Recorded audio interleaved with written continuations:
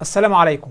أنا قبلت تحدي الدليل على صحة الإسلام والذي عرضه علي الأخ مصطفى بن حسين صاحب قناة الأمة الوسط. هذا التحدي دخل فيه كثير من الأفاضل، كل يطرح دليلا على صحة الإسلام، وهذه فرصة لتعزيز اليقين وتعريف الناس بعظمة هذا الدين وحثهم على الاطلاع والتأمل والنظر. وحتى لا يداهمنا الوقت لأني ملزم ب7 دقائق فقط أعرض فيها هذا التحدي، فها هو التحدي على صحة الإسلام، ولن أعرض في هذا التحدي أي معجزة. ما رأيكم؟ هيا بنا. إلهي واسع الكرم. إذا نظر أي إنسان يعقل من أي أمة أو من أي ديانة، إذا نظر في سيرة النبي محمد صلى الله عليه وسلم، فسيعلم يقينا أنه أمام نبي عظيم. سيرة النبي محمد صلى الله عليه وسلم هي أكمل وأوثق وأعظم سيرة لإنسان في تاريخ البشر، أكمل سيرة من ناحية المعرفة بكل تفاصيلها ودقائق حياته صلى الله عليه وسلم في حله وترحاله وشبابه وشيبته، وليست هناك سيرة منقولة أكمل من سيرته. وأنت أيها المستمع لا تذكر حالك قبل 20 سنة، لا تذكر تفاصيل حياتك التي بين جنبيك، في حين نقل ابن حزم في صفة وضوء النبي صلى الله عليه وسلم مئات الصفحات. الصحابة نقلوا أنه صلى الله عليه وسلم سعل سعلة في صلاته، أخذت النبي صلى الله عليه وسلم سعلة فركع. نقلوا كل تفاصيل حياته صلى الله عليه وسلم، فسيرته أكمل سيرة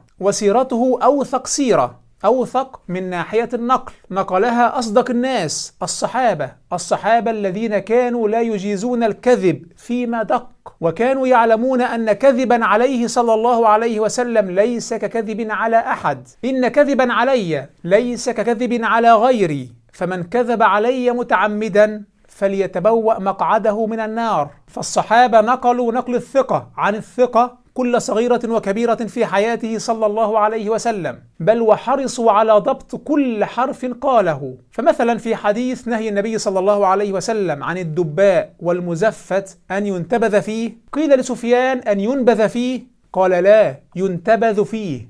كانوا يحرصون على الحرث من فمه صلى الله عليه وسلم. وسيرته أعظم سيرة لأنها سيرة أعظم إنسان مشى على الأرض، أعظم قائد، أعظم مربي، أعظم أب، أعظم زوج، أعظم قدوة، أعظم عابد، أعظم تقي. وكل عاقل نظر في سيرته صلى الله عليه وسلم بغض النظر عن دينه سيقطع أنه أمام أعظم شخصية ظهرت في التاريخ. يقول مايكل هارت الفيزيائي اليهودي اختياري لمحمد صلى الله عليه وسلم على رأس قائمة الأشخاص الأكثر تأثيرا في العالم قد يفاجئ القراء، لكنه بالفعل أكثر شخصية مؤثرة في التاريخ. ومن أول أيامه صلى الله عليه وسلم في الدنيا تلونت عليه الأحوال من يتم وفقر وخوف، ثم قتل لأحبائه وأوليائه بين يديه، وأذى الكفار له بالحبس والتجويع. حبسوه في شعب أبي طالب 4 سنوات، وأغروه بالمال والرياسة، وحاولوا قتله مرات عديدة. وكان يقرأ في مجامعهم القرآن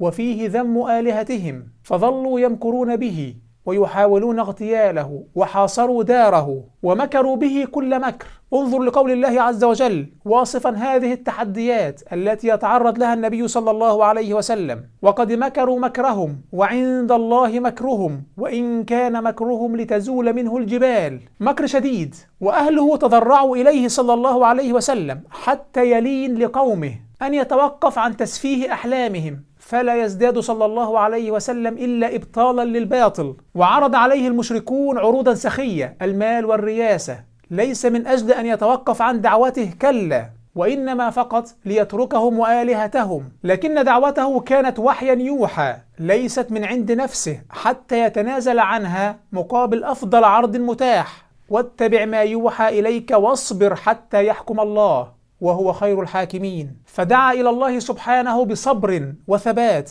كانوا يتمنون أن يداهنهم ولو لمرة، ودوا لو تدهن فيدهنون، كانوا يتمنون أي مهادنة على باطلهم، فلم يزدد إلا تسفيها لكفرهم. لقد أقام صلى الله عليه وسلم بقلة قليلة من أصحابه 13 عاما بين قوم يتمنون قتله وقتل أصحابه بأي ثمن. فهو صلى الله عليه وسلم في مجموع التعذيب والأذى لم يعذب نبي ولم يؤذ نبي مثل ما أوذي صلى الله عليه وسلم. وبعد هذا الصبر والثبات على الحق أعاد الناس إلى التوحيد في ظرف جيل واحد، التوحيد الذي دعا له كل الأنبياء، وأيقظ صلى الله عليه وسلم بدعوته هذه من الهباء أمة عظيمة فتحت لها الممالك وسادت بها في العالم. لقد كان صلى الله عليه وسلم أعظم الناس خلقا وأمانة وصدقا باعتراف كفار قريش قبل غيرهم.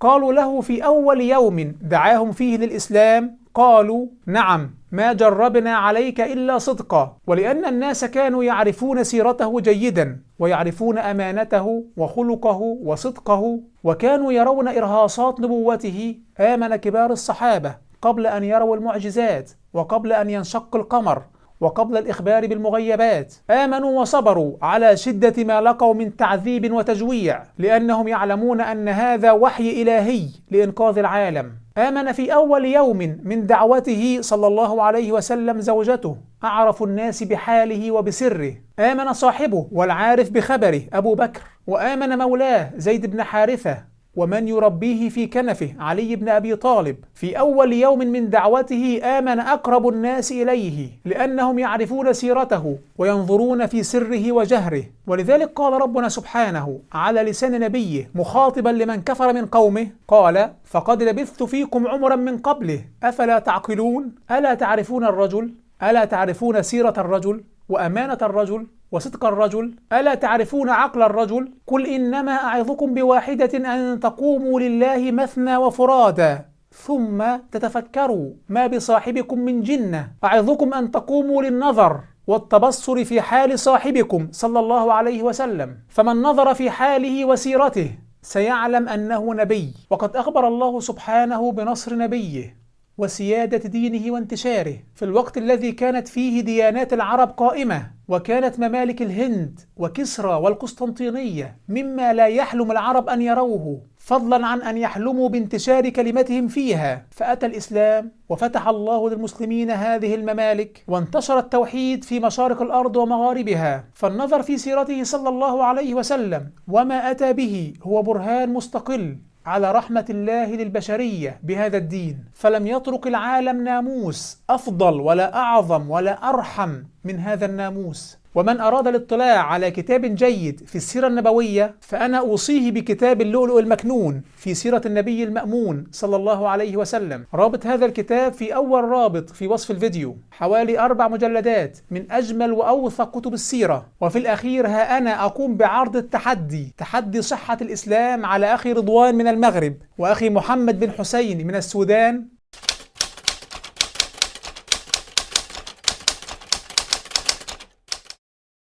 أخبروهم مشكورين بهذا التحدي، والسلام عليكم.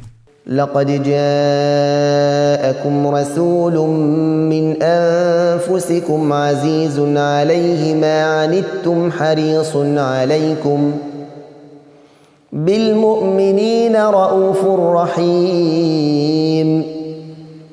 فإن تولوا فقل حسبي الله لا إله إلا هو عليه توكلت. فإن تولوا فقل حسبي الله لا إله إلا هو عليه توكلت وهو رب العرش العظيم. إلهي واسع الكرم ورب البيت والحرم، إليك أتيت منكسرا منيبا أغبر القدم. إلهي واسع الكرم ورب البيت والحرم.